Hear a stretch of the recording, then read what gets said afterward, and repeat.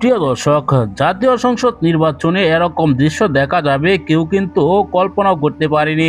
শেখ হাসিনার সময় দেখেছি আমরা যে দিনের ভোট রাতে হয়ে যেত, এরকম ভোট চুরি হচ্ছে এই নির্বাচনেও।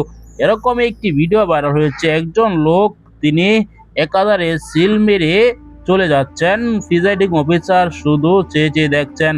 দর্শক, সকালে যখন ভোট কেন্দ্রে সাধারণ জনগণ যাচ্ছে তখন দেখে তাদের ভোট আগে থেকে হয়ে গিয়েছে। এরকমই অভিযোগ তুলে রীতিমতো আলোচনার জন্ম দিয়েছে একজন নাগরিক।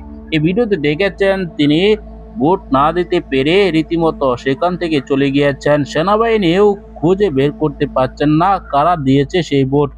ইতিমধ্যে ভোট কেন্দ্র দখলকে কেন্দ্র করে ব্যাপক সংঘর্ষ উত্তেজনা তৈরি হয়েছে। সেনাবাহিনী সেখানে গিয়ে নিয়ন্ত্রণে এনেছে। দর্শক, সারা দেশে এরকম পরিস্থিতি সৃষ্টি করছে বিএনপি নেতা কর্মীরা, এমনকি জামাতের নেতা কর্মীরা। দর্শক, আপনারা ভিডিওতে যে তথ্যগুলো পেয়েছেন এই সকল বিষয় নিয়ে আপনার কি মতামত কমেন্টে জানাবেন। পরবর্তী নিউজগুলো সবার আগে পেতে চ্যানেলটিকে সাবস্ক্রাইব করতে বলবেন না। এই মুহূর্তে বিদায় নিচ্ছি, দেখা হবে পরবর্তী কোনো গুরুত্বপূর্ণ ভিডিওতে।